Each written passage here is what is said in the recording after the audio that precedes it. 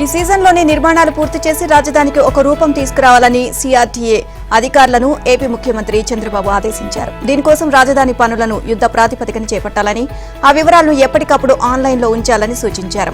అమరావతి సచివాలయంలో సీఎం చంద్రబాబు అధ్యక్షత జరిగిన 51 సిఆర్టీఏ సమావేశం జరిగింది. దేశంలో మరే ప్రాంతానికి లేని భౌగోళిక పరమైన సానుకూలతలు అమరావతికి ఉన్నాయి అని, అందువల్ల ఇక్కడ చేపట్టే నిర్మాణాలన్నీ ఐకానిక్ గా ఉండాలని సందర్భంగా సీఎం దిశానిర్దేశం చేశారు. ప్రతి ప్రాజెక్టు పరిధిలోనూ ఆర్థిక కార్యకలాపాలు జరిగేలా ప్రణాళికలు ఉండాలి అన్నారు. ఎస్పీవీ ద్వారా చేపట్టే స్పోర్ట్స్ సిటీ లాంటి ప్రాజెక్టులను అంతర్జాతీయ ప్రమాణాలతో చేపట్టాలి అన్నారు. త్వరలోనే ప్రతిష్టాత్మక బయో ఇంజనీరింగ్ యూనివర్సిటీ అమరావతికి రానుంది అని చంద్రబాబు తెలియజేశారు. రాజధాని అమరావతి పరిధిలోని 29 గ్రామ పంచాయతీల్లో డ్రైన్లు, నీటి సరఫరా, ఇతర మౌలిక సదుపాయాల కోసం 904 కోట్లతో పనులు చేపట్టేందుకు సిఆర్టీఏ అథారిటీ ఆమోదం తెలిపింది. LPS zones critical infra and investment plan కింద ఈ పనులు చేపట్టనున్నారు. 9 ప్రతిపాదనలకు అథారిటీ ఆమోదం తెలిపారు. అమరావతిని అనుసంధానిస్తూ కృష్ణానదిపై నిర్మించే ఐకానిక్ వంతెనకు అద్భుతమైన డిజైన్ ఎంపిక చేయాలని సీఎం ఆదేశించారు. సంప్రదాయ కూచిపూడి నృత్య భంగిమతో సహా వేర్వేరు డిజైన్లను పరిశీలించాలని సూచించారు. ఇక మంగళగిరిలోని ఆత్మకూరు వద్ద 78 ఎకరాల్లో గోల్డ్ క్లస్టర్ ఏర్పాటు కోసం భూ సమీకరణ చేయాలి అన్న ప్రతిపాదనను అథారిటీ ఆమోదించింది. గోల్డ్ క్లస్టర్ వల్ల 5,000 కోట్ల మేర పెట్టుబడులు వచ్చే అవకాశం ఉందని, 20,000 మందికి ఉద్యోగ అవకాశాలు వస్తాయని అథారిటీ అభిప్రాయం వ్యక్తం చేసింది. రాజధానిలో సేవరేట్ వాటర్ ట్రీట్మెంట్ ప్లాంట్ను 411 కోట్లు, వాటర్ డిస్ట్రిబ్యూషన్ సెంటర్ను 376 కోట్లతో ఏర్పాటు చేసేందుకు అథారిటీ అంగీకరించింది. విట్, ఎస్ఆర్ఎం యూనివర్సిటీలను అదనపు భూ కేటాయింపులు చేసేందుకు సమ్మతించింది. ఈ నెల 21న జరిగే కేబినెట్లో పెట్టి ఆమోదం తెలపనున్నారు. ఏపీలో నేర చరిత్ర కలిగిన ఒక పార్టీ ఉందని, వాళ్ల పని నిత్యం విషం చిమ్మడమేనని, తప్పుడు ప్రచారాలను ఎప్పటికప్పుడు ఖండించాలని సీఎం చంద్రబాబు అన్నారు. మంత్రులు, పార్టీ నేతలు ఈ విషయంలో మరింత చొరవ చూపాలి అన్నారు. లేకపోతే ప్రజలు ఆ తప్పుడు ప్రచారాలనే నిజమని నమ్మే ప్రమాదం ఉందని సీఎం చంద్రబాబు వ్యాఖ్యానించారు. టీడీపీ ఎమ్మెల్యేలు, మంత్రులు, ఎంపీలు, ఎమ్మెల్సీలు, పార్లమెంట్ అధ్యక్షులు, కోఆర్డినేటర్లు, జోనల్ కోఆర్డినేటర్లు, గ్రామ, మండల స్థాయి కార్యకర్తలతో చంద్రబాబు టెలికాన్ఫరెన్స్ నిర్వహించారు. ఈ సందర్భంగా రాజధానిలో వరద అంటూ స్త్రీ శక్తిని పరిమితం చేశారంటూ వైసీపీ, ఆ పార్టీ అనుకూల మీడియా చేస్తున్న దుష్ప్రచారాన్ని సీఎం ప్రస్తావించారు. వైసీపీ తన సొంత టీవీ, పత్రికలతో పాటు అనుబంధ మీడియా, సోషల్ మీడియాలో అసత్య ప్రచారాలు చేయిస్తోంది అని ఆగ్రహాన్ని వ్యక్తం చేశారు. మనం చేసే మంచి గురించి మాట్లాడటమే కాదు, చెడు చేసే వారి గురించి ప్రజలను చైతన్యపరచాలి అన్నారు. రాజకీయ ముసుగులో ఉండే రౌడీలను కట్టడి చేయాలని, వారి పట్ల కఠినంగా ఉంటామని స్పష్టం చేశారు. వైసీపీ అసత్య ప్రచారాలను దృష్టిలో పెట్టుకుని ఎమ్మెల్యేలు, ఎంపీలు, ఇన్ఛార్జీలు, కార్యకర్తలు మరింత క్రమశిక్షణతో ఉండాలి అని ఆదేశించారు. ఎమ్మెల్యేలు, ఎంపీలు, నేతలు మరింత బాధ్యతగా ఉండాలి అన్నారు. అమలు చేస్తున్న పథకాలను ప్రజల్లోకి తీసుకువెళ్లేందుకు చేపట్టిన సుపరిపాలనలో తొలి అడుగు విజయవంతమైంది. ఏపీలో 1.24 కోట్ల కుటుంబాలను నేరుగా కలిశాము అన్నారు. అన్ని ప్రాంతాల నుంచి వచ్చిన సమాచారం ఆధారంగా చూస్తే ప్రభుత్వ పథకాల పట్ల ప్రజల్లో సానుకూలత వ్యక్తమవుతుంది అన్నారు.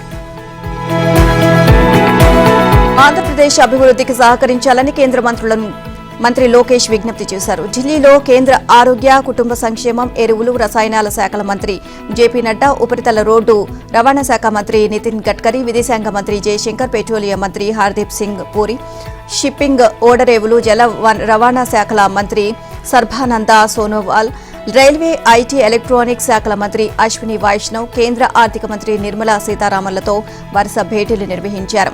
ఇక కేంద్రం నుంచి అందాల్సిన సహకారం, అభివృద్ధి పనులు, పెండింగ్ ప్రాజెక్టులు తదితర అంశాలపై సమగ్రంగా చర్చించారు. ఇటీవల సీఎం చంద్రబాబు నేతృత్వంలో ఏపీ ప్రభుత్వ బృందం సింగపూర్లో పర్యటించిందని, వివిధ రంగాల్లో రాష్ట్ర అభివృద్ధికి ఆ దేశ ప్రభుత్వంతో జరిగిన చర్చల గురించి వివరించారు. పెండింగ్ ప్రాజెక్టుల సాధనకు సహకరించాలి అని విజ్ఞప్తి చేశారు. కేంద్ర సహకారంతో రాష్ట్రానికి జీవనాడి అయిన పోలవరం, రాజధాని అమరావతి పనులు మళ్లీ పట్టాలెక్కాయని తెలిపారు. డబుల్ ఇంజిన్ సర్కారుతో ఏపీ వేగంగా అభివృద్ధి చెందుతోంది అన్నారు. ఢిల్లీ పర్యటనలో భాగంగా తొలిసారిగా పార్లమెంటు ప్రాంగణంలోని టీడీపీ పార్లమెంటరీ పార్టీ కార్యాలయాన్ని లోకేష్ సందర్శించారు. ఆయన్ను పౌర విమానయాన మంత్రి రామ్మోహన్ నాయుడు, టీడీపీ, జనసేన ఎంపీలు ఘనంగా సత్కరించారు. అలాగే నిర్మలా సీతారామన్కు పుట్టినరోజు శుభాకాంక్షలు తెలియజేశారు. రాష్ట్రంలో కూటమి ప్రభుత్వం వచ్చాక ఉదారంగా ఆర్థిక సాయం అందిస్తున్నందుకు ధన్యవాదాలు తెలియజేశారు. కేంద్ర వాణిజ్య మంత్రి పీయూష్ గోయల్ను కూడా లోకేష్ కలిశారు. ఏపీలో జీడి, మామిడి, మిర్చి బోర్డులు ఏర్పాటు చేయాలని కోరారు. ఖరీఫ్లో వ్యవసాయ పనులు ముమ్మరంగా సాగుతున్నాయని, యూరియా కొరత ఉందని వెంటనే కేటాయించాలని నడ్డాను లోకేష్ విజ్ఞప్తి చేశారు. నడ్డా సానుకూలంగా స్పందించారు. ఈ నెల 21 నాటికి 29,000 మెట్రిక్ టన్నులు యూరియా కేటాయిస్తాము అని హామీ ఇచ్చారు. ఎన్డీఏ ఉపరాష్ట్రపతి అభ్యర్థి సిపి రాధాకృష్ణన్కు రాష్ట్ర మంత్రి లోకేష్ శుభాకాంక్షలు తెలియజేశారు. ఢిల్లీలో ఆయన మర్యాదపూర్వకంగా కలిశారు. క్రమశిక్షణ, పట్టుదలకు మారుపేరైన రాధాకృష్ణన్ తమలాంటి కొత్త తరానికి ఆదర్శంగా నిలుస్తారు అని అన్నారు. అమరావతితో సహా రాష్ట్రంలోని ఇతర ప్రాంతాల్లో ముంపు వదంతులు సృష్టిస్తే సహించేది లేదని, ప్రశాంత ప్రజా జీవనానికి భంగం కలిగిస్తే చట్టపరమైన చర్యలు తప్పవని మంత్రి నిమ్మల రామానాయుడు హెచ్చరించారు. ప్రజలకు ముంపు భయం వద్దని, పరిస్థితి పూర్తి అదుపులో ఉందని భరోసా ఇచ్చారు. ఏపీలో కురుస్తున్న భారీ వర్షాలకు లోతట్టు ప్రాంతాల్లో ముప్పు లేకుండా చర్యలు చేపడుతున్నామని స్పష్టం చేశారు. వరద వస్తోంది అంటూ దుష్ప్రచారం చేసేవారెవరైనా తీవ్రవాదులతో సమానమని అన్నారు. ఈ వదంతులను నమ్మవద్దని కోరారు. ప్రజల్లో లేనిపోని అపోహలు సృష్టించడం, ఆందోళనకు భయభ్రాంతులకు గురి చేయడం క్షమించరాని నేరము అని నిమ్మల పేర్కొన్నారు. ఇక రాజధాని నగర ప్రాంతంపై వైసీపీ వెనుకుండి వివిధ మాధ్యమాల ద్వారా విష ప్రచారం చేయిస్తుంది అని విమర్శించారు. పోలవరం కాఫర్ డ్యాంకు గండిపడిందని, బుడమేరు పొంగి ప్రవహిస్తోంది అని, విజయవాడకు మళ్లీ వరద ముప్పు ఉందని అభూత కల్పనలతో దుష్ప్రచారం చేస్తోంది అని విమర్శించారు. పొన్నూరులో పొలాల మునగకు కారణం కొండవీటి వాగు మళ్లింపు కాదని, 24 గంటల వ్యవధిలో 200 మిల్లీమీటర్ల వర్షపాతంతో వర్షపు నీరు పొంగి ప్రవహించింది అని వెల్లడించారు. కొండవీటి వాగు వరద నీటిని పంపింగ్ ద్వారా నదిలోకి మళ్లిస్తున్నామని వివరించారు. కృష్ణా పశ్చిమ ప్రధాన కాలువ, గుంటూరు ఛానల్, అప్పాపురం ఛానల్ను వర్షాల కారణంగా మూసివేసినట్లు వివరించారు. గుంటూరు ఛానల్కు కొండవీటి వాగు నుంచే నీరు అందుతోంది అని, జగన్ హయాంలో యాజమాన్య నిర్వహణ లేకపోవడం వల్ల సమస్యలు తలెత్తుతాయని, ఇక వాటిని కూడా సరిచేశామని తెలిపారు. ఒక రాజధాని ప్రాంతానికి ముప్పు లేదని ప్రజలు గ్రహించాలి అని కోరారు. భద్రతా చర్యల్లో భాగంగా 80 టీఎంసీలు మాత్రమే నిల్వ చేయాలని తుంగభద్ర బోర్డు నిర్ణయం తీసుకుందని నిమ్మల వివరించారు. తుంగభద్ర ప్రాజెక్టు ప్రమాదంలో ఉందనడం పూర్తి అవాస్తవమని రామానాయుడు స్పష్టం చేశారు. ఏపీలో నూతన బార్ పాలసీ నోటిఫికేషన్ విడుదల చేసినట్లు ఎక్సైజ్ డైరెక్టర్ నిశాంత్ కుమార్ వెల్లడించారు. ఈ నెల 26 వరకు ఆన్లైన్, ఆఫ్లైన్ 2 రూపాల్లోనూ దరఖాస్తు చేసుకునేందుకు గడువు ఉంది అన్నారు. ఈ నెల 28న ఉదయం లాటరీ ద్వారా లైసెన్సులను ఎంపిక చేస్తామని, సెప్టెంబర్ 1 నుంచి కొత్త బార్ పాలసీ అమల్లోకి వస్తుందని వివరించారు. మంగళగిరిలోని ఎక్సైజ్ కమిషనర్ కార్యాలయంలో ఎన్ఫోర్స్మెంట్ డైరెక్టర్ రాహుల్ దేవ్ శర్మ వివరాలను వెల్లడించారు. బార్ పాలసీలో అనేక మార్పులు తీసుకొచ్చామని అన్నారు. 840 బార్లకు ప్రస్తుతం నోటిఫికేషన్ జారీ చేశామని, అందులో 10% గీత కులాలకు ప్రభుత్వం కేటాయించింది అని, వాటికి బుధవారం నోటిఫికేషన్ జారీ చేసి 30న లాటరీ నిర్వహిస్తామని తెలియజేశారు. గీతా కులాల బార్లకు 50% లైసెన్స్ ఫీజు ఉంటుంది అన్నారు. సాధారణ బార్లకు జనాభా ఆధారంగా 35 లక్షలు, 55 లక్షలు, 75 లక్షల చొప్పున లైసెన్స్ ఫీజులు నిర్ణయించామని చెప్పారు. గత బార్ పాలసీలో వేలం విధానం వల్ల చాలా ప్రాంతాల్లో లైసెన్స్ ఫీజు 1 కోటి దాటింది అన్నారు. ఈసారి ఒకే లైసెన్స్ ఫీజు ఉండేలా లాటరీ విధానం తెచ్చాము అని చెప్పారు. దరఖాస్తు రుసుం గతంలో 3 కేటగిరీల్లో 5 లక్షల నుంచి 10 లక్షలు ఉండగా ఇప్పుడు అందరికీ ఒకే విధంగా 5 లక్షలు చేశామని అన్నారు. బారు వ్యాపారంలోకి కొత్తవారు రావాలనే ఉద్దేశంతో ప్రతి బార్కు 4 దరఖాస్తులు తప్పనిసరి చేశామని, దీనివల్ల గుత్తాధిపత్యం తగ్గుతుంది అని చెప్పారు. లైసెన్స్ ఫీజు 6 విడతల్లో చెల్లించే వెసులుబాటు కల్పించామని అన్నారు. బార్ల పని వేళలను ఉదయం 11 గంటల నుంచి రాత్రి 11 గంటల వరకు కాకుండా ఉదయం 10 నుంచి రాత్రి 12 వరకు మార్చాలి అన్నారు. తెలంగాణలో కాంగ్రెస్ ప్రభుత్వం బీసీలకు కల్పించాలి అనుకుంటున్న 42% రిజర్వేషన్లకు గతంలో కేసీఆర్ చేసిన చట్టమే శాపంగా మారింది అని ముఖ్యమంత్రి రేవంత్ రెడ్డి ధ్వజమెత్తారు. మొత్తం రిజర్వేషన్లు 50% మించకుండా పగడ్బందీగా చట్టం చేశారు అని మండిపడ్డారు. మరోపక్క మతం ముసుగులో బీజేపీ నేతలు బీసీల రిజర్వేషన్లను అడ్డుకుంటున్నారు అని ఆగ్రహాన్ని వ్యక్తం చేశారు. మత ప్రాతిపదికన రిజర్వేషన్లు చట్టంలోనే లేవని, ఎందుకు అబద్దాలతో బహుజనులకు అన్యాయం చేయాలని చూస్తున్నారు అని ప్రశ్నించారు. ఇక దూదేకుల, నూర్ భాషా, బార్బర్, దోబీ వృత్తి చేసే ముస్లింలకు 56 ఏళ్లుగా బీసీ రిజర్వేషన్లు అమలవుతున్నాయని గుర్తు చేశారు.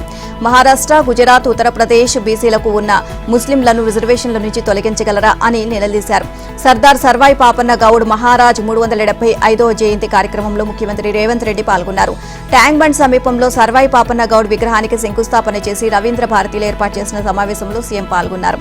ఇక గాంధీ కుటుంబం మాట ఇస్తే అది శిలాశాసనమే. గతంలో తెలంగాణ ఇస్తామని చెప్పారు, మాట నిలబెట్టుకున్నారు. బీసీలకు 42% రిజర్వేషన్లను ఇస్తామని రాహుల్ గాంధీ మాట ఇచ్చారు. ఆయన సూచనల మేరకే కులగణన సర్వే చేశామని సీఎం రేవంత్ అన్నారు. అందులో తప్పులుంటే చూపాలి అని సవాల్ విసిరారు. తప్పులు చూపితే క్షమాపణ చెబుతామని అన్నారు. రాజకీయ ప్రయోజనాల కోసం కులగణన తప్పు పెట్టవద్దు అని, ఇక దీన్ని తప్పుపడితే మరో 100 ఏళ్ల వరకు బీసీలకు న్యాయం జరగదు అన్నారు. విద్య, ఉద్యోగం, రాజకీయాల్లో బీసీలకు 42% రిజర్వేషన్లు కల్పించేందుకు బిల్లులు రూపొందించి ఆమోదం కోసం గవర్నర్కు పంపి నెలలు గడుస్తున్నా వాటిని ఆమోదించలేదు. సెప్టెంబర్ 30 లోపు స్థానిక సంస్థల ఎన్నికలు నిర్వహించాలని హైకోర్టు ఆదేశించడంతో కేసీఆర్ చేసిన చట్టాన్ని సవరిస్తూ ఆర్డినెన్స్ను రూపొందించి గవర్నర్ ఆమోదం కోసం పంపగా అది కూడా రాష్ట్రపతి వద్దే పెండింగ్లో ఉందని ముఖ్యమంత్రి ప్రస్తావించారు. తెలంగాణలో కుల మతాలకు అతీతంగా పేదలందరికీ ఇందిరమ్మ ఇళ్లు ఇవ్వడమే తమ ప్రభుత్వ ధ్యేయమని మంత్రి పొంగులేటి శ్రీనివాసరెడ్డి అన్నారు. భద్రాద్రి కొత్తగూడెం జిల్లా బెండాలపాడు గ్రామంలో సీఎం రేవంత్ రెడ్డి చేతుల మీదుగా ఇందిరమ్మ ఇళ్ల గృహ ప్రవేశాలు జరుగుతాయని వెల్లడించారు. అనంతరం లక్షల మందితో భారీ బహిరంగ సభ ఉంటుంది అని తెలియజేశారు. ఈ నేపథ్యంలో జెండాలపాడులో మంత్రి పొంగులేటి పర్యటించారు. పలువురు ఎమ్మెల్యేలు, కలెక్టర్, ఎస్పీ, పలు శాఖల అధికారులతో సమావేశమై ఏర్పాట్లను సమీక్షించారు. ఇక ఇళ్ల కోసం పేదలు 10 ఏళ్లుగా ఎదురుచూశారని, వారి ఆశలను కాంగ్రెస్ ప్రభుత్వం నెరవేరుస్తుందని మంత్రి తుమ్మల ఇందిరమ్మ ఇళ్ల పథకం ప్రకటనను సీఎం రేవంత్ భద్రాద్రి రాముని సన్నిధిలో ప్రకటించారని, ఇప్పుడు అదే జిల్లాలో ఇళ్లను ప్రారంభించడం చారిత్రాత్మక ఘట్టమని అభివర్ణించారు. ఇక తొలి దశలో 22,500 కోట్లకు మంజూరు చేసిన 4.5 లక్షల ఇళ్లు నిర్మాణంలో ఉన్నాయి అని తెలియజేశారు. స్టాంప్స్ అండ్ రిజిస్ట్రేషన్ శాఖను తమ ప్రభుత్వం ఆదాయ వనరుగా చూడడం లేదని మంత్రి పొంగులేటి శ్రీనివాసరెడ్డి అన్నారు. ఈ నెల 20న సీఎం రేవంత్ రెడ్డి చేతుల మీదుగా జరగనున్న సమీకృత్ సబ్ రిజిస్ట్రార్ కార్యాలయ భూమి పూజ కార్యక్రమంపై రిజిస్ట్రేషన్ శాఖ అధికారులతో సచివాలయంలో మంత్రి సమీక్ష చేశారు. బుధవారం సీఎం గచ్చిబౌలిలోని Telangana academy of land information and management సంస్థ ఆవరణలో సమీకృత సబ్ రిజిస్ట్రార్ కార్యాలయ నిర్మాణానికి భూమి పూజ చేస్తున్నారని వెల్లడించారు. ఈ భవనంలో రంగారెడ్డి, గండిపేట, శేర్లింగంపల్లి, రాజేంద్ర నగర్ కార్యాలయాలకు అందుబాటులో తీసుకురాబోతున్నామని తెలియజేశారు. ఓవైపు వానాకాలం పంటలకు యూరియా వేయాల్సిన కీలక సమయం, మరోవైపు అవసరానికి సరిపడా తెలంగాణకి రాని యూరియా. దీంతో ఎక్కడికక్కడ యూరియా కొరత ఏర్పడింది. వ్యవసాయ సహకార సంఘాలకు, ఆగ్రో రైతు సేవా కేంద్రాలకు వస్తున్న యూరియా స్థానిక అవసరాలకు ఏమాత్రం సరిపోయేదిగా లేకపోవడంతో వచ్చిన కొద్దిపాటి యూరియా కోసం రైతులు పోటీ పడుతున్నారు. వర్షాన్ని సైతం లెక్క చేయకుండా యూరియా పంపిణీ కేంద్రాల వద్ద బారులు తీరుతున్నారు. పంపిణీ కేంద్రాలకు వందల సంఖ్యలోనే యూరియా బస్తాలు వస్తుండడం, రైతులు మాత్రం వేల సంఖ్యలో వస్తుండటంతో అందరికీ ఇవ్వలేని పరిస్థితి నెలకొంది. అధికారులు ఎకరానికి ఒక్కో బస్తా మాత్రమే ఇస్తున్నా అందుబాటులో ఉన్న యూరియా అందరికీ సరిపోకపోవడంతో రైతులు ఆందోళనకు దిగారు. తెలంగాణలో పలు చోట్ల రైతులు యూరియా అందడం లేదు అంటూ రోడ్డెక్కారు. ధర్నా, రాస్తారోకో చేపట్టారు.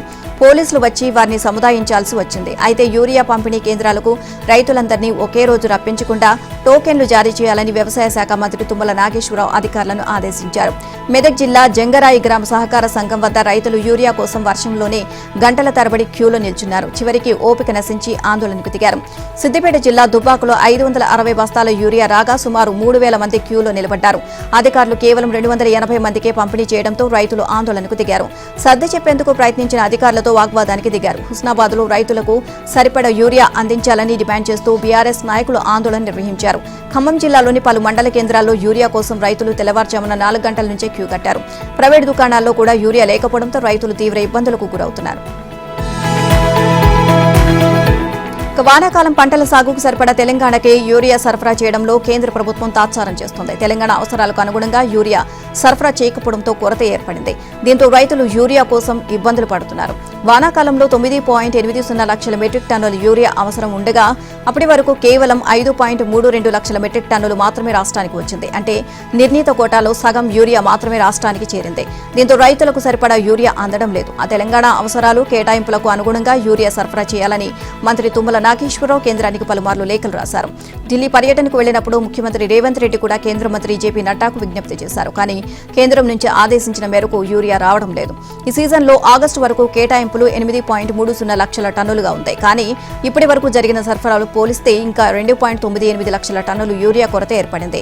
దీనికి తోడు రాష్ట్రంలోని రామగుండం ఫర్టిలైజర్స్ కెమికల్స్ లిమిటెడ్ నుంచి ఆశించిన స్థాయిలో యూరియా ఉత్పత్తి కావడం లేదు. ఇటు స్థానికంగా ఉత్పత్తి సరిగా లేకపోవడం, అటు కేంద్రం నుంచి కోటా ప్రకారం రావాల్సిన యూరియా రాకపోవడంతో తెలంగాణలో కొరత ఏర్పడింది. ఈ వానాకాలం పంటలు గట్టెక్కాలంటే ఇక 4.50 లక్షల టన్నుల యూరియా రాష్ట్రానికి రావాల్సి ఉంటుంది. తెలంగాణకు కేటాయింపుల మేరకు యూరియా సరఫరా చేయడంతో కేంద్ర ప్రభుత్వం విఫలమైందని కాంగ్రెస్ ఎమ్మెల్యేలు ఆరోపించారు. యూరియా కోసం కేంద్రానికి రాష్ట్ర ప్రభుత్వం ఎన్ని లేఖలు రాసినా ఫలితం లేకుండా పోయింది అన్నారు. తెలంగాణ నుంచి 2 కేంద్ర మంత్రులు ఉండి ఏపీ ఏమీ చేయలేకపోతున్నారు అని, తెలంగాణలో రైతుల కష్టాలకు బీజేపీదే బాధ్యత అని అన్నారు.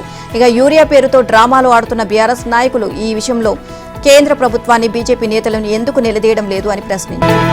ఎన్నికల సంఘం ప్రధాన కమిషనర్ జ్ఞానేష్ కుమార్ మీద పార్లమెంట్లో అభిశంసన తీర్మానం ప్రవేశపెట్టాలని ప్రతిపక్ష కూటమి యోచిస్తోంది. ఓటర్ల జాబితాలో భారీ ఎత్తున అవకతవకలు జరుగుతున్నాయని ఇండీ కూటమి కొద్ది వారాలుగా ఆందోళన చేస్తున్న సంగతి తెలిసిందే. ఇదంతా ప్రతిపక్షాలు ఉద్దేశపూర్వకంగా చేస్తున్న ప్రచారమని, అన్ని పార్టీల ప్రమేయంతోనే ఓటర్ల జాబితా రూపుదిద్దుకుంటుంది అని, ఏ దశలోనూ అభ్యంతరం చెప్పకుండా ఇప్పుడు అవకతవకలు ఉంటే ఎలా అని ప్రధాన కమిషనర్ ఎదురుదాడికి దిగారు. ఓటర్ల జాబితాలో అవకతవకలు ఉన్నాయని భావిస్తే ప్రమాణపూర్వకంగా అఫిడవిట్ సమర్పించాలని ఆదివారం విలేకరుల సమావేశంలో డిమాండ్ చేశారు. ఈ నేపథ్యంలో ప్రధాన కమిషనర్పై అభిశంసన తీర్మానాన్ని ప్రవేశపెట్టాలని ప్రతిపక్షం యోచిస్తోంది. తీర్మానం ఏ సభలో ప్రవేశపెట్టాలి అన్నా కనీసం 50 మంది ఎంపీల మద్దతు కావాలి. ఉభయ సభల్లో 3/2 మెజారిటీతో నెక్కాలి. అది సాధ్యమైన విషయం కాకపోయినా ఎన్నికల సంఘం మీద ఒత్తిడి తేవడానికి పనికొస్తుంది అని విపక్షం భావిస్తోంది. తాము లేవనెత్తిన ప్రశ్నలకు జవాబులు ఇచ్చే బదులు ప్రధాన ఎన్నికల కమిషనర్ కు జ్ఞానేష్ కుమార్ బీజేపీ అధికార ప్రతినిధిగా మాట్లాడారని ఇండియా కూటమి ధ్వజమెత్తింది. ఒక్క ప్రశ్నకు ఆయన సమాధానం ఇవ్వలేదు. ఒక రాజ్యాంగ సంస్థకు ప్రతినిధిగా వ్యవహరించే బదులు ఆయన ఒక పార్టీ ప్రతినిధిగా వ్యవహరించారని మండిపడ్డారు. ఎన్నికల ప్రక్రియను నిజాయితీగా నిర్వహిస్తున్నామని ప్రజలకు వివరించే బదులు ప్రతిపక్ష నేతలపై దాడులు చేసేందుకు సీఈసీ ఆదివారం మీడియా సమావేశం ఏర్పాటు చేశారని విమర్శించారు. బీహార్లో చేపట్టిన ఓటర్ల జాబితా ప్రత్యేక విస్తరణ సవరణ అనేది ఓట్లను దొంగలించేందుకు వాడుతున్న ఆయుధమని కాంగ్రెస్ అగ్రనేత రాహుల్ గాంధీ ఆరోపించారు. ఓట్ల చోరీని అడ్డుకొని ఒక వ్యక్తి ఒక ఓటును పరిరక్షించేందుకు తమ పోరాటం కొనసాగుతుంది అని ప్రకటించారు. గత లోక్సభ ఎన్నికల్లో ఓటు వేసి ప్రస్తుత ఎస్ఐఆర్లో భాగంగా ఓటు హక్కును కోల్పోయిన పలువురితో తాను మాట్లాడిన వీడియోను రాహుల్ తన వాట్సాప్ ఛానల్లో పోస్ట్ చేశారు. బీహార్లోని ససారం నుంచి చేపట్టిన ఓటరు అధికార యాత్ర ప్రారంభం సందర్భంగా వారితో రాహుల్ మాట్లాడారు. దేశంలో ఓటు చోరీ జరుగుతుందని చెప్పడానికి వీడియోలో తన పక్కన నిలబడ్డ వారే సజీవ సాక్ష్యమని అన్నారు.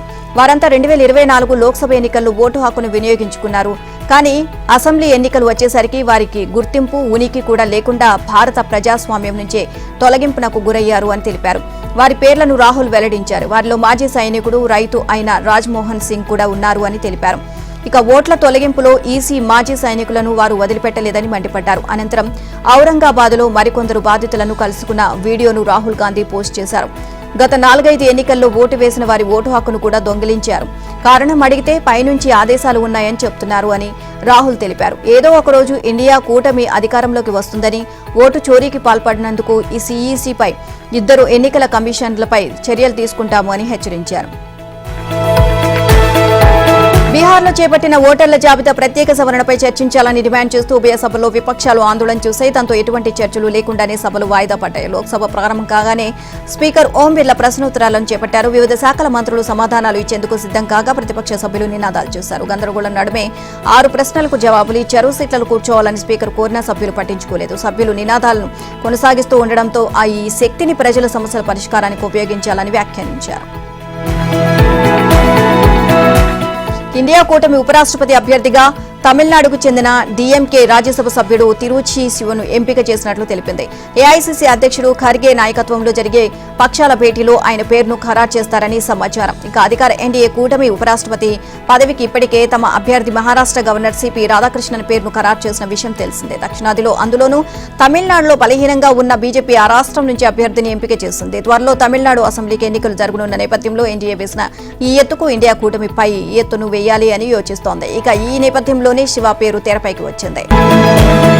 ఏపీలో వర్షాలు, వరదలు ముంచెత్తుతున్నాయి. నదులు, కాలువలు పొంగి ప్రవహిస్తున్నాయి. ఏజెన్సీ ప్రాంతం నంద్యాల జిల్లాలోనూ రోడ్లు నీట మునిగి పలు గ్రామాల జలదిగ్బంధంలో చిక్కుకున్నాయి. సుమారు 2 లక్షల ఎకరాల్లోని పంటలు నీట మునిగాయి. అల్లూరి జిల్లా చింతూరు భద్రాచలం నడుమ 30వ నెంబర్ జాతీయ రహదారి ఏపీ ఒడిశా మధ్య 326 నెంబర్ జాతీయ రహదారిపై వరద నీరు చేరడంతో నిలిచిపోయాయి. ఇక 3 రోజులుగా కురుస్తున్న వర్షాలకు పంటలు నీట మునిగి రోడ్లపై నీరు చేరి రాకపోకలు స్తంభించగా ఇవాళ కూడా భారీ వర్షాలు హెచ్చరికలతో రైతులు సాధారణ ప్రజానీకం ఆందోళన చెందుతున్నారు. భారీ వర్షాలు వరదలపై కలెక్టర్లను అప్రమత్తం చేయాలని సీఎం చంద్రబాబు సీఎస్ను ఆదేశించారు. ఉత్తరాంధ్రలో పలుచోట్ల నదులు వాగులు పొంగి ప్రవహిస్తున్నాయి. ఇక కొండ ప్రాంతాల కోతకు గురి కావడం ముందస్తు జాగ్రత్తగా చర్యలు తీసుకోవాలని సూచించారు. వర్షాల పరిస్థితిపై సచివాలయంలో సీఎస్ విజయానంద్తో సీఎం సమీక్ష చేశారు. ముందస్తు సన్నద్ధతో అప్రమత్తమై ప్రాణ ఆస్తి నష్టం లేకుండా చూడాలని ఆదేశించారు. ఉత్తరాంధ్ర దక్షిణ ఒడిశాకు ఆనుకొని పశ్చిమ మధ్య బంగాళాఖాతంలో కొనసాగుతున్న అల్పపీడనం వాయుగుండంగా బలపడింది. ఇది ప్రస్తుతం ఒడిశాలోని గోపాల్పూర్కు 40 కిలోమీటర్లు దక్షిణ ఆగ్నేయంగా, కళింగపట్నానికి 110 కిలోమీటర్లు ఈశాన్యంగా కేంద్రీకృతమై ఉంది. వాయుగుండం ఉత్తరంగా పయనించే క్రమంలో అల్పపీడనంగా బలహీనపడి ఇవాళ గోపాల్పూర్కు సమీపంలో తీరం దాటుతుంది అని వాతావరణ శాఖ తెలియజేసింది.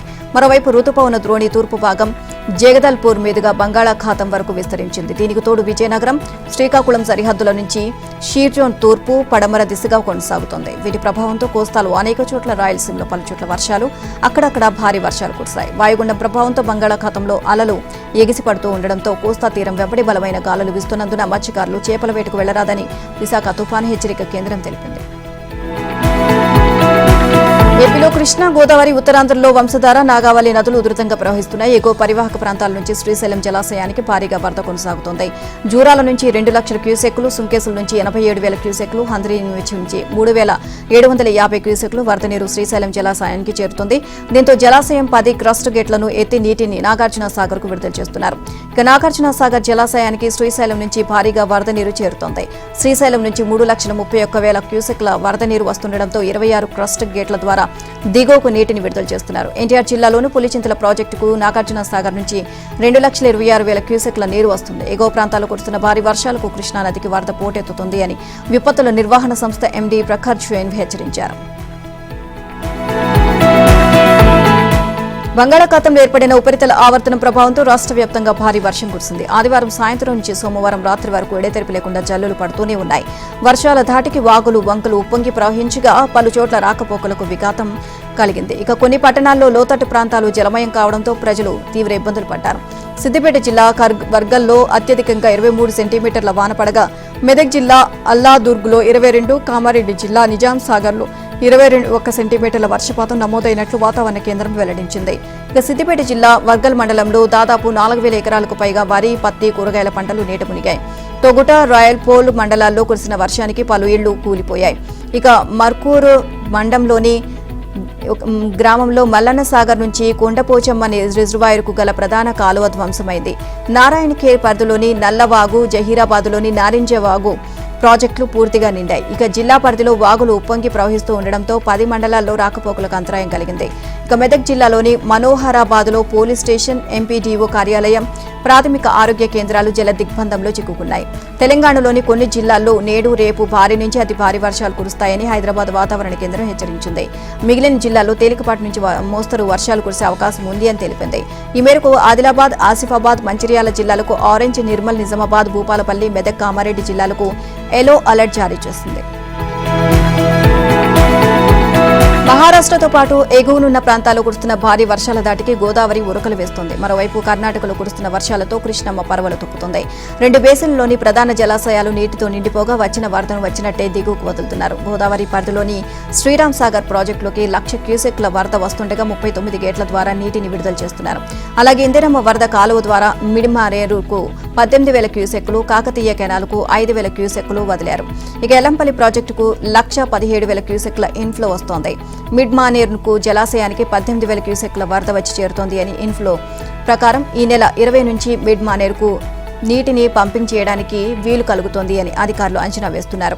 ఏటూరు నాగర్ మండలంలోని రామన్నగూడెం పుష్కర్ ఘాటు వద్ద చేరిన గోదావరి ఆ తర్వాత క్రమంగా తగ్గుముఖం పట్టింది. కాళేశ్వరం ప్రాజెక్టులో కీలకమైన మేడిగడ్డ కుంగిన, అన్నారం, సుందిళ్లలో ఒక్క నీటి చుక్కను ఆపకున్న ఈ ఏడాది కురుస్తున్న వర్షాలతో గోదావరి బేసిన్లోని ప్రాజెక్టులన్నీ జలకళ సంతరించుకున్నాయి అని ప్రభుత్వం ఓ ప్రకటనలో వెల్లడించింది. కృష్ణా బేసిన్లో శ్రీశైలం, సాగర్ ప్రాజెక్టులకు వరద పోటెత్తింది. శ్రీశైలం ప్రాజెక్టుకు 3,29,000 క్యూసెక్ల వరద వస్తుండగా 10 క్రస్ట్ గేట్లను ఎత్తి 4 లక్షల క్యూసెక్లను దిగువకు విడుదల చేస్తున్నారు.